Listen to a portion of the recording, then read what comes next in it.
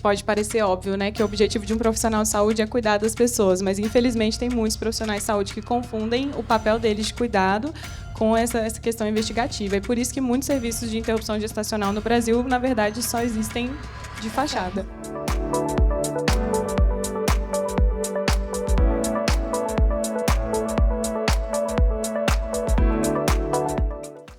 Bem, acho que escuta, a gente segue, né, nessa palavra. Nasce de uma escuta e de uma observação das pessoas que têm que cuidar de outras que passaram por violências sexuais. Como vocês identificaram essa necessidade e conseguiram implantar esse projeto? E como que ele opera, funciona? Antes de tudo, boa noite para todas as pessoas. Eu queria dizer antes que esse projeto não surgiu com a nossa chegada no programa, né, que aconteceu em 2023.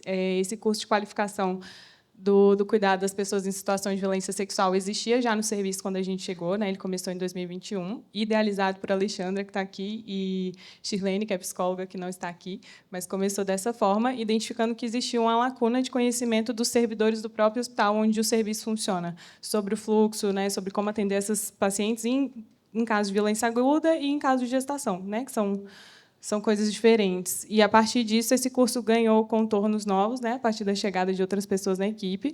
A gente identificou que tinha uma necessidade de articular esse curso em rede, né, porque no SUS, no Sistema Único de Saúde, a gente funciona assim. E eu acho que essa identificação que virou o jogo, né, amiga? O serviço de interrupção gestacional previsto em lei do DF existe desde 1996. Como a Bru falou, com a chegada das meninas, da Alexandra, da Shirlene, da Mariana Zambelli, que foi uma equipe que veio para inovar, para transformar o programa. Chega o curso, muito dessa percepção que Brunelli falou, e muito do entendimento de que a educação permanente em saúde, em relação ao tema da interrupção gestacional prevista em lei, não poderia se centrar somente na interrupção gestacional prevista em lei, porque daí viria o desafio muito robusto de enfrentar estigmas, o tabu relacionado ao tema. Então, muito para além do fluxo de atendimento, dos protocolos, de quais medicações administrar, de quais papéis preencher, o curso vem com a proposta de abordar desde conceitos técnico-políticos e científicos relacionados aos aspectos de gênero, de equidade em saúde, até a gente chegar nesses protocolos. Então, é uma proposta que, desde 2021, já vem com um currículo baseado no desenvolvimento de competências profissionais voltadas à integralidade do cuidado, à equidade em saúde, à humanização, e aí isso acaba alcançando redes mais amplas, como a Brunelli falou, a partir de quando a gente deixa de realizar o curso de forma restrita ao Hospital Materno-Infantil de Brasília e passa a ofertar esse curso de maneira ampla para toda a rede de atenção à saúde, hoje alcançando até profissionais da rede privada e de outras políticas públicas. Nos casos de interrupção gestacional prevista em lei, o profissional de saúde tem o contato, é o agente do contato primário com alguém que vem de um trauma. Que tipo de instrumentação é dada para esse profissional nos cursos oferecidos? Essa pergunta é boa, né? Essa pergunta é muito boa. Eu acho que o profissional de saúde, assim, ele passa por um processo durante o curso que é entender historicamente onde está localizado o direito à interrupção gestacional. Acho que a primeira coisa é se apropriar historicamente de como isso se deu, que existe desde 1940, né? Acho que a primeira surpresa do profissional de saúde que vai para o curso é essa, né? Que é muito mais antigo do que o próprio serviço que existe desde 96 e outros do Brasil também, que começaram na década de 80. E eu acho que essa apropriação histórica e política é o primeiro passo, né? Que instrumentaliza o profissional, e depois vem o subsídio técnico que vai ajudar ele a lidar com aquele contexto. Falar de medicação, né? Eu sou médica, mas assim, falar de dar remédio, de fazer um atendimento objetivo, isso é relativamente mais fácil, né? Mas eu acho que o curso mais dá de subsídio para o profissional é a parte psicológica, né? De como acolher, de como lidar com essa paciente, de quando saber e para onde mandar, né, ela nos casos em que ela fica gestante em decorrência da violência. Sim, e acho que tem um elemento de subsídio para esse profissional, de instrumentalização para esse profissional, que é entender qual é o seu papel enquanto profissional de saúde no acolhimento a uma vítima de violência sexual. A gente até evita usar o termo vítima, né? A gente trata muito como sobreviventes de violência. tentando compartilhar concepções com esses pares que vêm para o curso de que o nosso papel ali, enquanto profissional de saúde, é o acolhimento. Embora nós estejamos lidando, naquele momento, com necessidades de saúde que são decorrentes de um crime, com consequências do crime de violência sexual, o nosso objeto não é o crime de violência sexual. O nosso objeto é a pessoa sobrevivente e as necessidades de saúde que ela está apresentando. Então, o curso busca muito dialogar com o profissional de saúde neste sentido. O seu papel não tem que ser punitivista, não tem que ser investigativo, não tem que ser outra coisa que não esteja centrada nos cuidados em saúde relacionados às demandas que essa pessoa apresenta.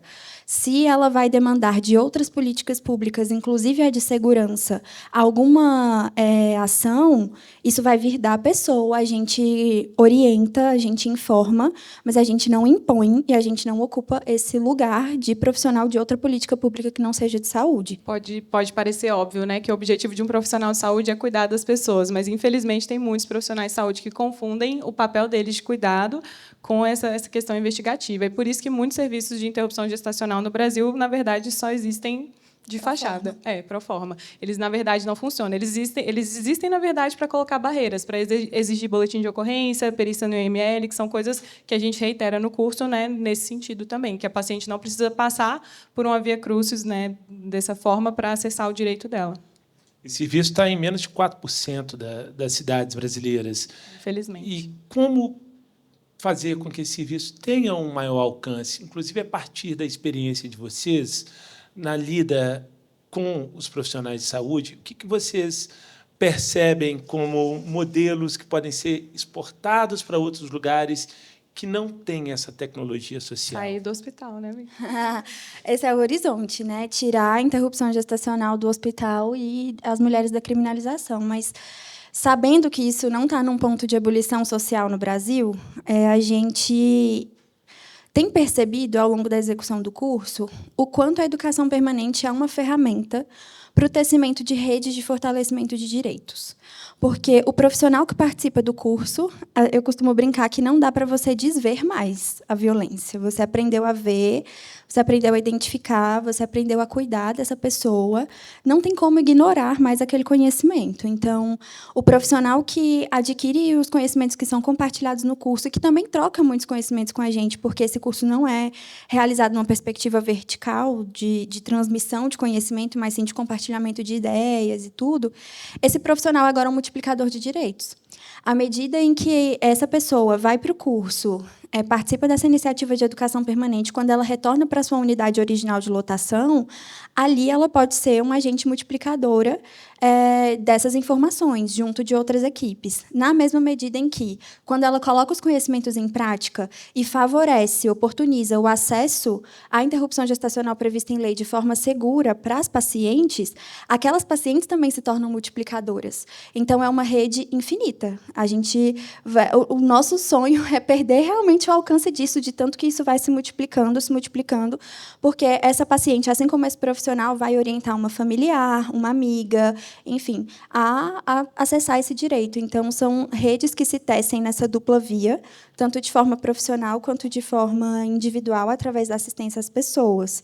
Acho que isso é um dos elementos que tornam o curso um diferencial assim, nessa ideia.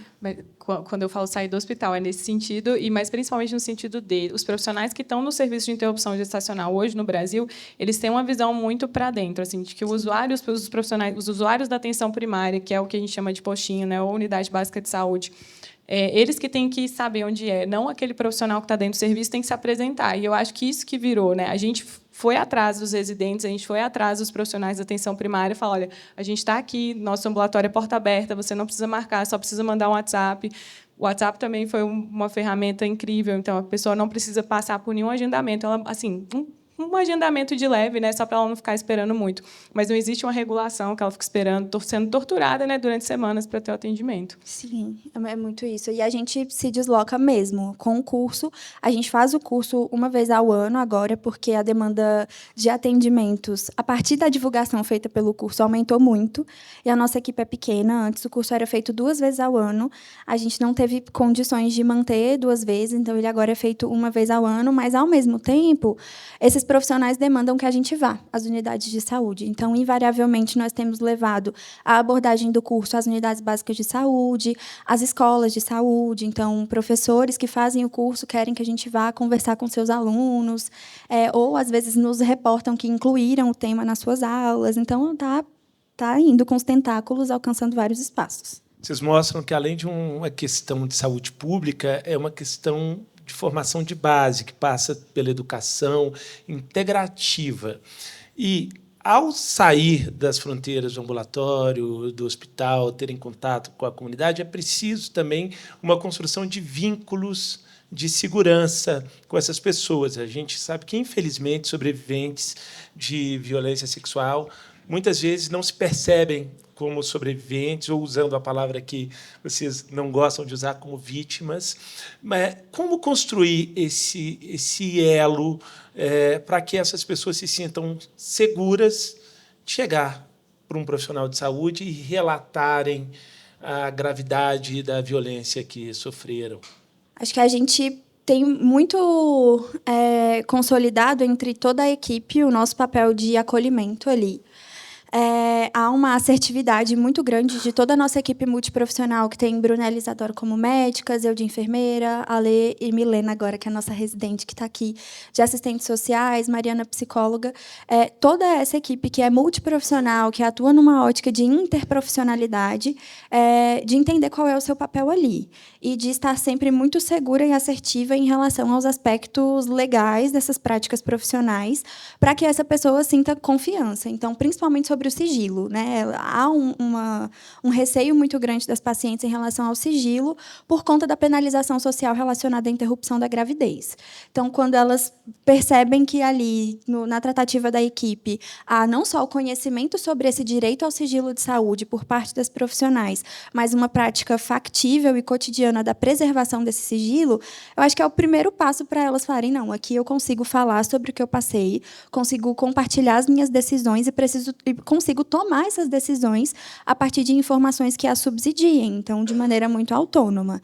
E a gente tem um fluxo de atendimento que também acredito que favoreça esse vínculo. Então, essas pacientes vêm para acolhimento, ali é exposto tudo que é necessário que ela saiba, a gente conversa sobre outras questões para além da violência, a gente fala sobre planejamento reprodutivo, verifica riscos de reincidência de novas violências, que sejam sexuais ou não, porque muitas vezes o cenário dela é de violência doméstica e a violência sexual é só uma violência que ela sofre nesse cenário. Então, acho que a gente atua também numa ótica de integralidade, que é muito consolidada e que faz com que essa pessoa se sinta cuidada e protegida naquele ambiente. E tudo isso é passado no curso e a gente tem recebido boas devolutivas de que as pessoas conseguem replicar, né? Sim, e eu acho que 2 elementos assim fundamentais para que a pessoa consiga falar tudo que ela precisa é não julgar e não culpabilizar. Porque, infelizmente, mais uma vez, os profissionais de saúde emitem palavras, né, expressões que culpabilizam a vítima, e aí você quebra o vínculo, você não consegue dar sequência a mais nada, né? Falar desses termos de forma clara, né, falar sobre eles e falar que eles não devem ser usados, e que termos a gente deve usar, de que forma a gente tem que conversar, é isso que vai deixando o caminho mais aberto para os pacientes chegarem. E também tira essas pessoas desse lugar de completa paralisia em relação à sua situação. Nesses diálogos que a gente tem com as pacientes, a gente também faz, de certa forma, uma educação em saúde que aborda essa identificação das violências e faz com que elas consigam também se instrumentalizar em relação à situação que elas estão vivendo e ir se fortalecendo para uma possível, em algum momento, quebra desse ciclo de violência, para a construção de ferramentas de enfrentamento a esses contextos violentos, de autocuidado e de cuidado com o seu núcleo familiar, porque nesses cenários de violência, às vezes, estão envolvidos filhos. Então, há um complexo de elementos que são abordados a partir do atendimento multiprofissional, que eu acredito que atraia essa paciente para que ela se sinta cuidada. Felizmente, também é um tema que ele é muito cercado por dogmas, apesar de ser lei desde 1940, como vocês deixaram bem explícito aqui, até hoje é um tema discutido em várias esferas de poder, para além, inclusive, da saúde pública, passando pela política, passando pelo judiciário. No curso, existe uma metodologia também de formação desses profissionais de saúde que vem de histórias pessoais e de crenças pessoais, de dogmas e paradigmas pessoais, que muitas vezes não convergem com as normas, né, com o que está estabelecido em lei. Como quebrar essas questões e levar a norma para além do dogma? A gente tem uma aula específica do curso sobre objeção de consciência, que é exatamente, assim, traduzindo um termo técnico, isso que você trouxe, é quando o profissional tem questões pessoais ou de ordem religiosa, né, enfim, espiritual, que o impedem de prestar aquela assistência diretamente, né? E aí a gente dialoga a partir disso, porque existe norma até para você ser um profissional objetor de consciência. E ser objetor não significa que você não vai dar as informações para a paciente, que você não vai falar para ela o que é o direito dela, onde ela tem que procurar. Significa só que você não vai executar o procedimento. E só quem executa esse procedimento hoje no Brasil são médicos e ginecologistas. Então, essa equipe já está garantida. O que a gente deixa claro para aquele profissional é: você pode não concordar, isso não é sobre o seu corpo, isso não é sobre a sua religião, isso são sobre escolhas daquela mulher ou daquela menina ou daquela família. E você tem a obrigação, o dever ético, o dever legal de fornecer os subsídios para que ela tome essa decisão. E, inclusive, é isso que a gente faz, né? Por mais que eu tenha as minhas crenças, eu vou oferecer sempre 3 opções para aquela paciente, a equipe toda, né? Então, ela tem direito a seguir com a gestação, ela tem direito a fazer a interrupção, ela tem direito a vincular com aquele feto e ficar com essa criança na família. E é isso que a gente orienta, que a gente tem que ensinar isso, né? Passar isso de uma forma mais isenta possível. E tem um elemento assim também que, às vezes, mesmo a gente abordando os aspectos técnicos da objeção de consciência, esse profissional vai ali ser reticente, vai preservar algumas questões relacionadas à sua postura moral individual. Então, a gente inicia o curso abordando sobre construção dos papéis sociais de gênero, sobre de onde vem o tabu do aborto, o estigma relacionado às pessoas que realizam interrupções gestacionais e o quanto que a imposição de valores morais individuais é inócua do ponto de vista de impedir que as pessoas realizem uma interrupção gestacional.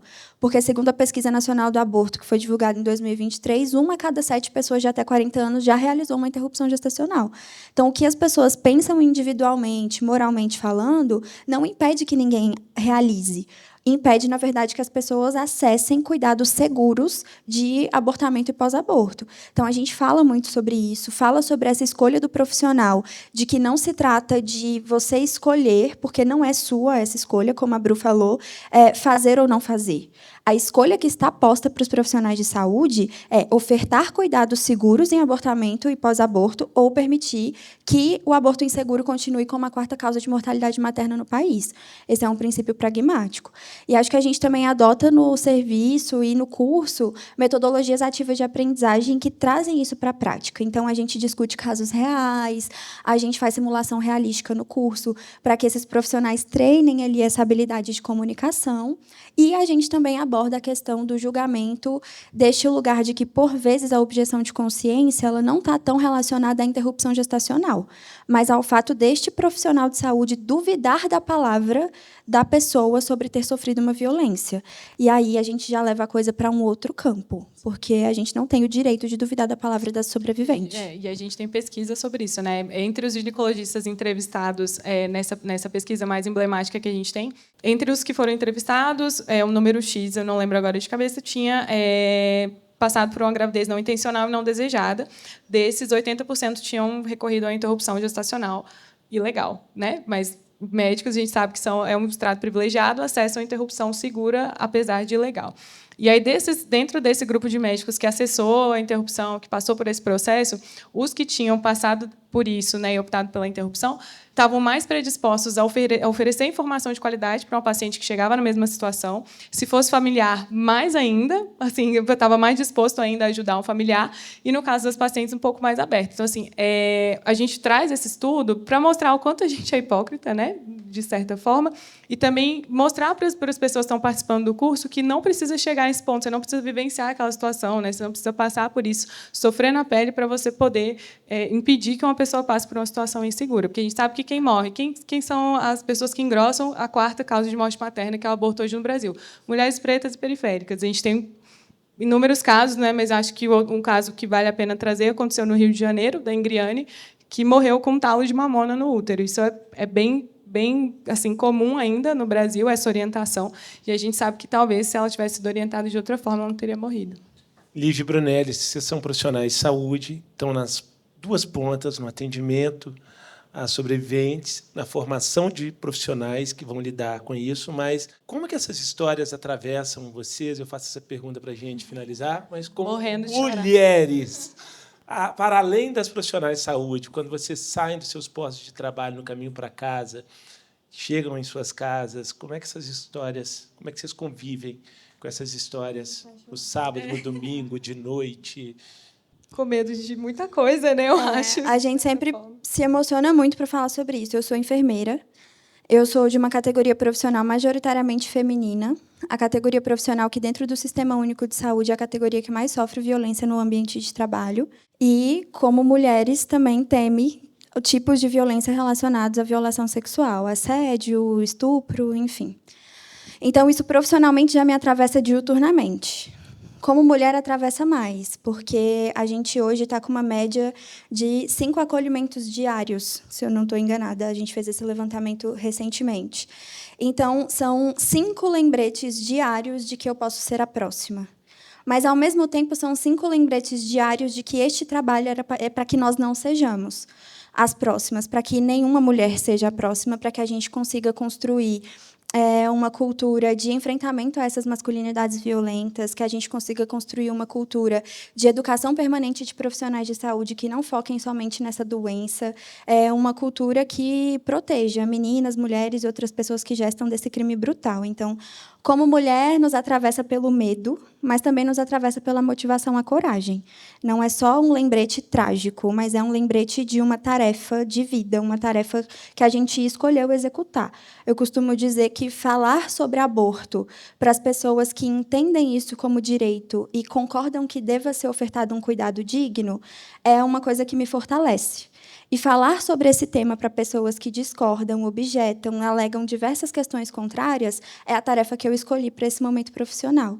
Então, essas pacientes, ao mesmo tempo que nos lembram que, além de enfermeira, né, me lembram que, além de enfermeira, eu também sou mulher, elas também me lembram dessa tarefa e fortalecem, principalmente quando a gente vê elas chegando recuperadas no pós-abortamento, muito mais felizes, reconstruídas, prontas para retomar a sua vida, com diversas questões, mas sempre referindo muito a alívio a partir do cuidado digno, seguro que elas receberam dentro do Sistema Único de Saúde no nosso serviço.